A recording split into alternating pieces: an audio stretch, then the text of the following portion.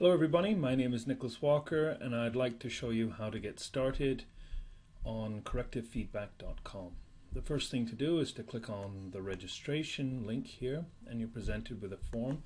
Enter your first name, your last name, the name of your college or school, then create a username which will be followed by @correctivefeedback.com. This will also serve as an email address that your students can send assignments to. Enter a password, confirm the password, and click register. Once you've registered on the system, you'll be able to log in. Remember again that it's your username plus @correctivefeedback.com and then your password.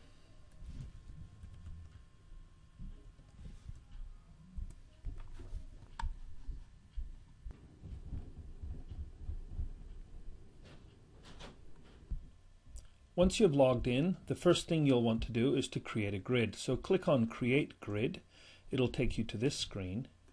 Give your grid a name. Now, the name of the grid should be the name of the assignment you want it to correct. Enter a description. The description will be shown to students, so make it meaningful for the students. And then you can start adding tools. The first tools I recommend that you add are student name and student text. Now here with student text, I've included a rubric as an example. You can use it, modify it, or hide it. In this case, I'll hide it. And I will add check for errors, which is up near the top since the tools are arranged alphabetically. I'll leave check for errors with the original configuration so I can show you some of the things that it can do. Then after that, I'll add field related vocabulary and statistics. And I can add a tool simply by clicking on the tool. It immediately is added and appears. Once you've added the tools that you want, click on Save.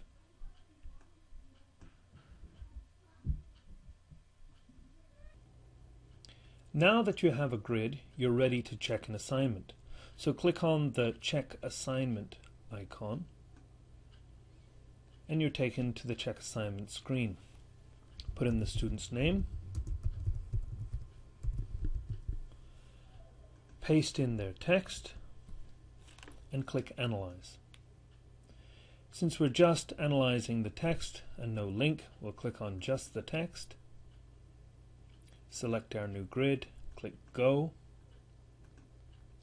and the system goes to work analyzing the text using the tools that you've loaded into it. Scroll down and you will see the feedback generated by the system for you to review.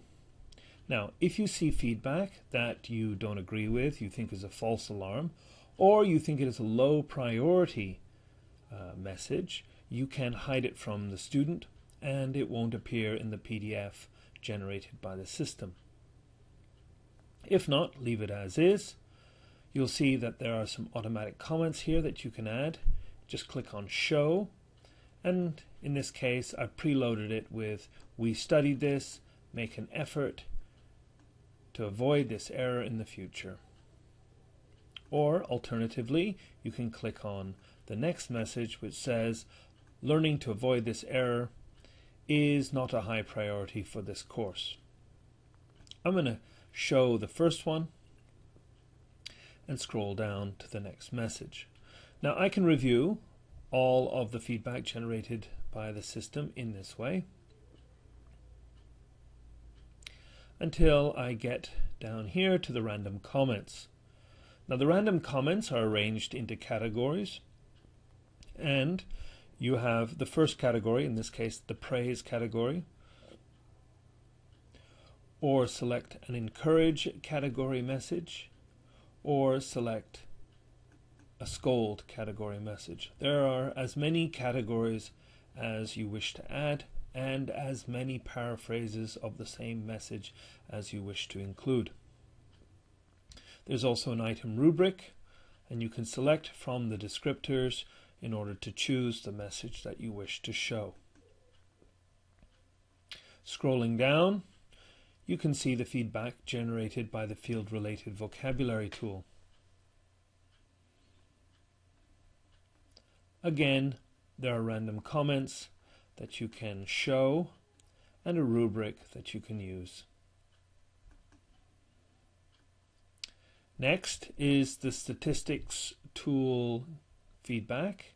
It shows the number of errors. Now you can make a comment here.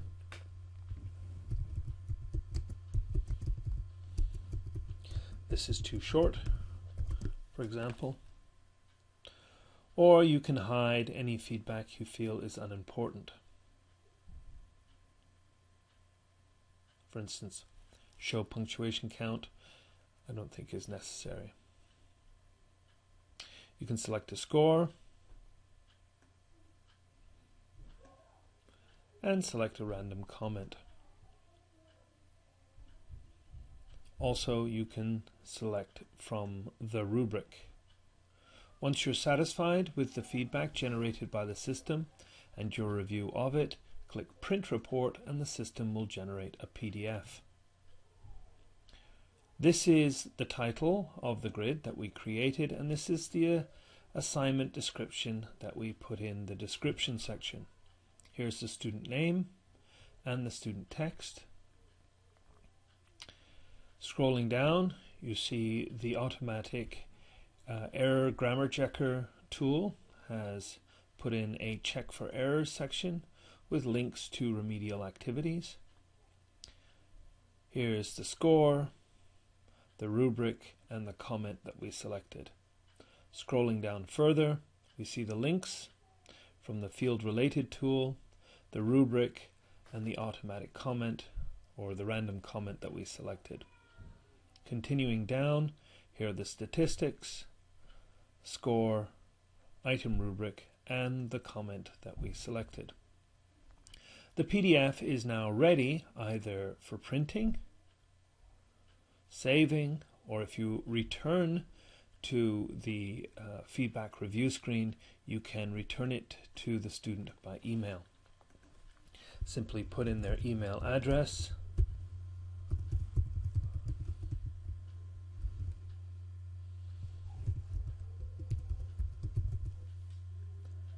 a subject line, and a message. Your feedback is attached to this message in the form of a PDF file.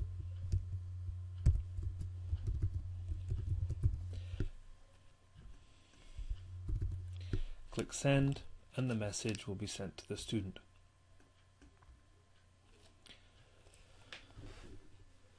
Returning to the dashboard, if your student says to you that they cannot find the PDF or they wish to have another copy, you can always return to the PDF that you generated by clicking on the checked assignment icon, typing in the student's name,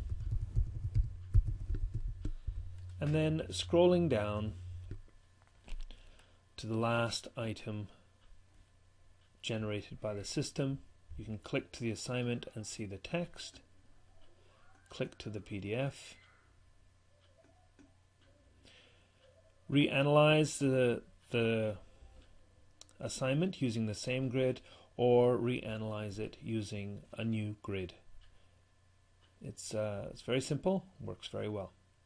Well, I hope that makes it clear how to get started with the system. And if you have any questions, please leave them in the comment section below. Thanks.